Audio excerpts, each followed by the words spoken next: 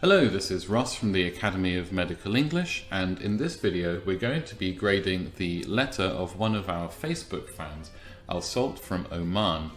If you would like your letter to feature in our next writing feedback video, simply go to facebook.com/Academy of Medical English, like the page, submit your letter in the comments, and if it is randomly selected as our winner, it will be the featured letter in our next writing feedback video. Okay, so let's take a look at this letter. First of all, I'm going to read it in its entirety so that you know what has been written and you can start to think about what grade you think this letter deserves. Dr. Lisa Smith, the endocrinologist, City Hospital, Newtown, 10th of February 2014. Dear Dr. Smith, regarding Mrs. Priya Sharma, date of birth 8th of May 1953. I'm writing this letter regarding Mrs. Sharma, a 40-year-old retired grandmother who has been assessed with uncontrolled blood level. So she is being referred to you for further assessment and management. Mrs. Sharma has been diagnosed with non-insulin dependent diabetes since 1994. In terms of her medical history, she has reached menopause for 12 years. Please note that she is allergic to penicillin. In addition, she has strong family history of diabetes. Initially, on the 29th of December 2013, Mrs. Sharma raised her concern regarding her blood sugar level, which was ranging between 6 to 18. At that time, her blood pressure reading was high, 155/100. 1 week later, her blood test revealed high HbA1c, 10%, and an altered lipids profile. As a result, alteration in her routine medication was advised, as well as she was started on atorvastatin 20 mg, 1 tablet every morning. Her metformin medication was split into 2 tablets 2 times a day, and her glipizide 5 mg, 2 tablets were kept unchanged. Today, Mrs. Sharma revisited to review her investigation reports. Her fasting sugar is still high, 16+. Unfortunately, her lipids and blood pressure reading has improved. It would be greatly appreciated if you could assess and control Mrs. Sharma's blood sugar levels. Please do not hesitate to contact me for any further queries. Yours sincerely, Doctor. Okay, so we're going to look at each of the 7 areas that your OET writing will be assessed in and see what grade this letter would get for each one. First up is language. Now, there is a lot of very good language in this letter, however, we're going to start with the negative points. So don't worry, we are going to mention some positive things, but we will start with areas where you would lose marks. So first up is spelling. There are quite a few spelling mistakes in this letter. A lot of them are not intrusive. So for example, she is being referred to you. We've misspelled the word being. However, in the context, it's very clear what word it should be, and it doesn't really make it hard to understand. That said, there are misspellings of some very key pieces of information here. So, for example, atorvastatin, the drug that she is on, Newtown, the name of the town where the endocrinologist works. These are very key pieces of information, so I think it's important to make sure they're spelled correctly.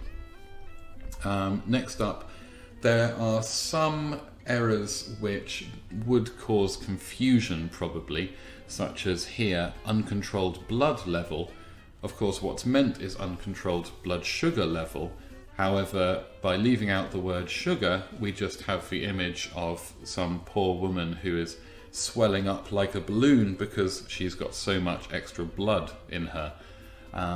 So do be careful, especially in the opening paragraph, okay, not to make any small errors like this, which, even though they are small in some ways, also can be quite confusing in other ways. Okay, so that's the negative points. Let's look at the positives. So there's some good, appropriate use of passive voice, so important in formal English. There's lots of use of appropriate tenses, so present perfect, continuous tenses, knowing when to use present perfect, when to use past simple. So that's all very impressive. And there are some nice collocations here. So these words that go together and help your writing to sound very natural, very native-like. So blood tests revealed, altered lipids profile.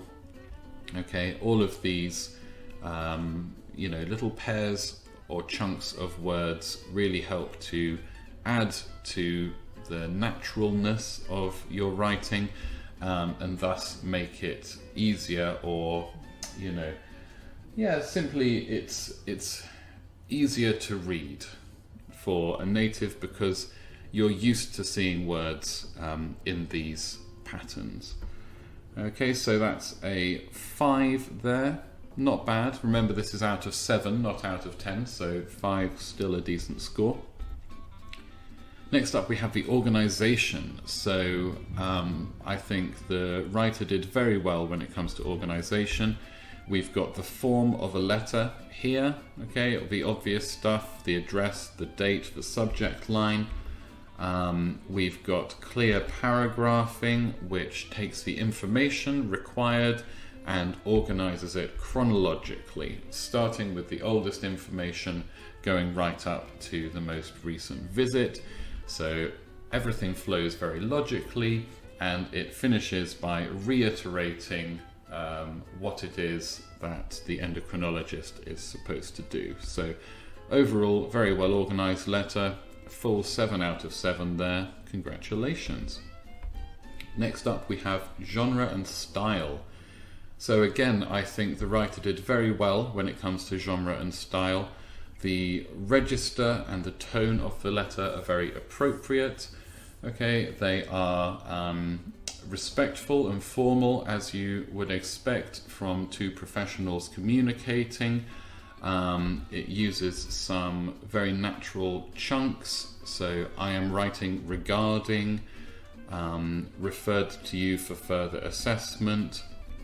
Mrs. Sharma raised her concern regarding. Now, even though this is misspelled, it should be concern or concerns, not concerned, as in the past participle. Nonetheless, in terms of the register, this is a very appropriate way of saying she was worried about something. So yeah, to raise a concern. Very nice use of appropriate register there. It would be greatly appreciated. Again, very respectful professional language here. So a full 7 out of 7 for genre and style. Next up, clarity. Now, there is some irrelevance here. I don't think it's important that she's 12 years post-menopausal. I don't think it's important that she's allergic to penicillin. I can't see the endocrinologist having a reason to prescribe her penicillin. And also, there's some confusion caused by lack of punctuation. Now, you could argue that this should come under the language category, but I think that the basic effect is that it makes the information harder to understand when you're reading. So, as a result, alteration in her routine medication was advised, as well as she was started on atorvastatin. Okay, it's a long rambling sentence. We need to break it up. Say, as a result, comma, alteration in her routine medication was advised, as well as, and then you need to have a gerund here. So, as well as her being started on atorvastatin or something like that. You can't just say as well as she. So the combination of lack of punctuation and an unnatural word structure here makes it quite a confusing sentence. However, most of the information included is relevant. The letter has a clear purpose to it and it's clearly summarized. So overall, I'd say the message of the letter is quite clear. So a 6 out of 7 for that. Not bad at all. Next up we have content. Now, this deals with whether all of the required information has been included.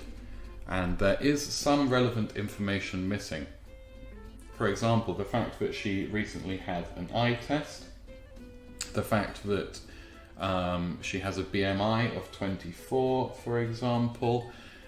All of these things would be germane, they would be relevant to the case at hand. So you would lose points there for missing out some key information.